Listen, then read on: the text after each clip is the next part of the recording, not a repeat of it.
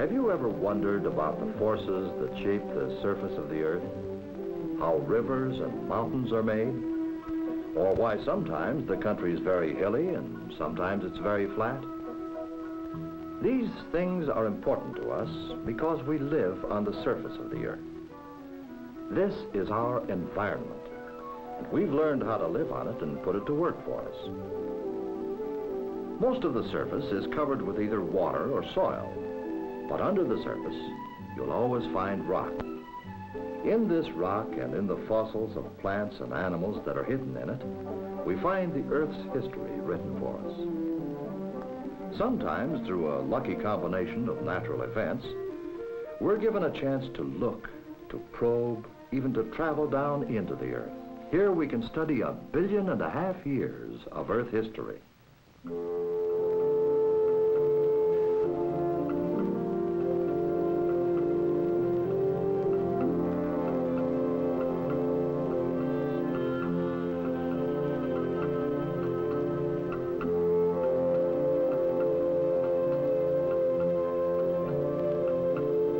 In the northern part of Arizona is a great gash in the earth called the Grand Canyon. Here, the Colorado River churns through Arizona on its way to the ocean. The Colorado River begins up here in the Rocky Mountains of Colorado. Each tributary adds sand, silt, and rocks to the river. Now, as the water carries these along, they bounce and tear at the river bottom. The river cuts deeper and deeper, just like a giant saw cutting into the earth. That's what made the Grand Canyon. It was the Colorado River.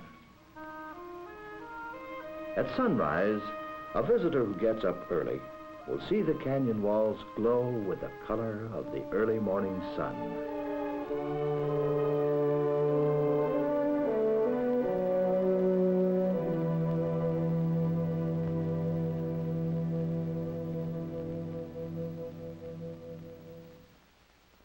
There's lots to see just walking along the rim of the canyon. These chipmunks live right by the edge. They don't seem to be afraid of high places.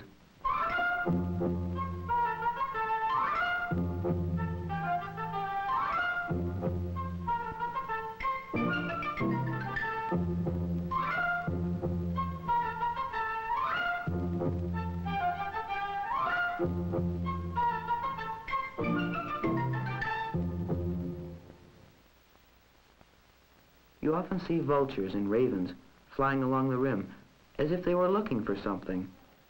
This is probably what they're looking for. This is a baby horned toad. Wildflowers, like Indian paintbrush, grow in the soil at the rim. It looks as if an Indian used it for a paintbrush, doesn't it?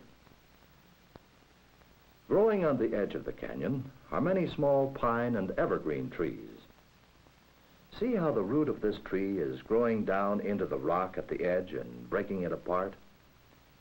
The trees and the hot sun and the freezing ice in winter all do their part to split the rocks at the rim.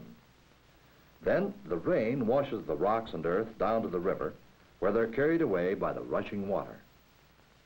This is erosion, the same force that's at work all over the world, wearing away the land and carrying it out to the oceans. You find a lot of fossils in the rocks at the rim of the canyon.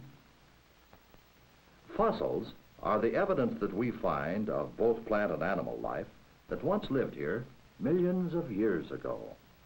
On a trip down into the canyon, you'll find different fossils at different levels, but you won't find any fossils in the rock of the inner gorge.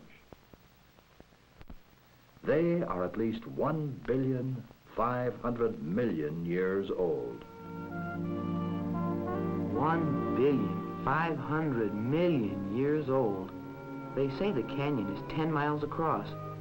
Can you see the airplane over there, near the other side?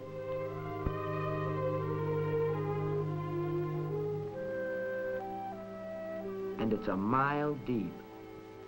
But it's a lot farther than that when you're riding on a mule.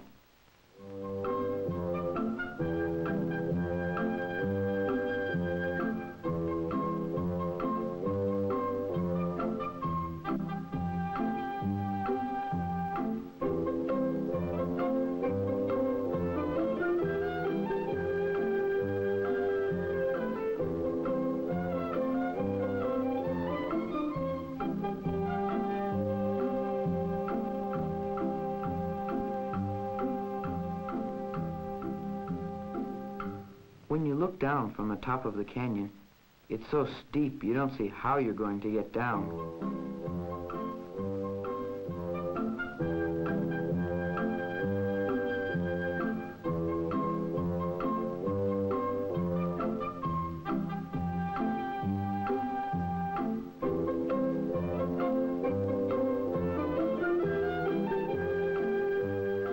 After you're down on the first plateau and look back up, you still don't know how you made it. As you travel down toward the inner gorge, the rock in the walls of the canyon begins to look different. You can actually see how the rock layers have been twisted up by pressure inside the earth. That's where you are now, inside the earth. This pressure is what causes some mountains to be formed. Now, if this had happened to one of the top layers, it would have made a mountain. Now you're at the bottom of the canyon. And do you know what it looks like? A desert. Of course, the river is there, but there's sand and cactus, and it's hot, just like a desert. At the bottom of the inner canyon, you feel as if you might be in a different world. This dark rock is some of the original rock that first formed the crust of the earth. It's been so crushed and twisted and squeezed by the pressures within the earth and the weight of the layers on top that its original shape has been completely lost. If there was life on Earth when these rocks were formed, this evidence, too, has been lost. Some of this is metamorphic rock, which is rock that has been changed from other types by great heat and pressure. Can you name some metamorphic rocks? Mixed with the dark rock, there are veins of granite. These were formed by hot, molten material from the inside of the earth, which pushed up from below into cracks in the earth's crust, where it slowly cooled and hardened and crystallized. Granite is an igneous rock, which means rock formed by fire.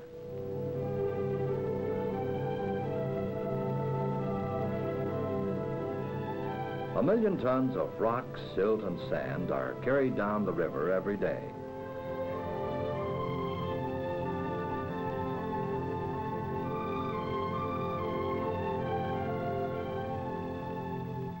Near the suspension bridge, there are some ruins of Indian homes.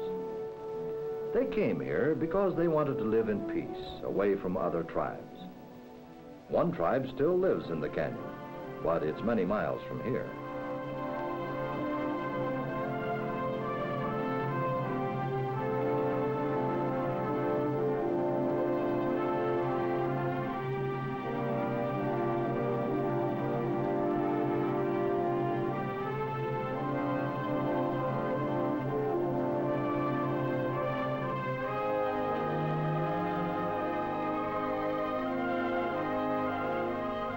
In the first sedimentary rocks just above the inner gorge, you find fossils of some of the earliest plant life. These fossils are believed to be algae, which grew underwater, like seaweed. A little farther up is a place called the Tonto Platform.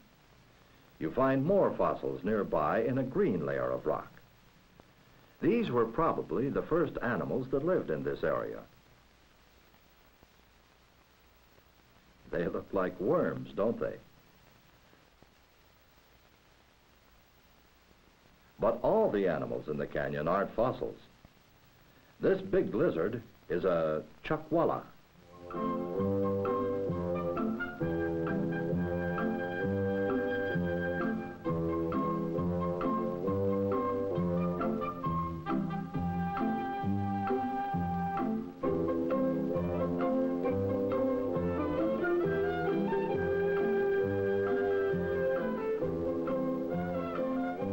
This is a barrel cactus. Sometimes these barrel cactus grow big enough to sit on, but who would want to? In several places you can find fossil footprints in the rock. This is a red sandstone layer. These were made by a big lizard that walked through this area about 300 million years ago on sandy ground that was soft and wet. Maybe it was an ancestor of the Chuckwalla.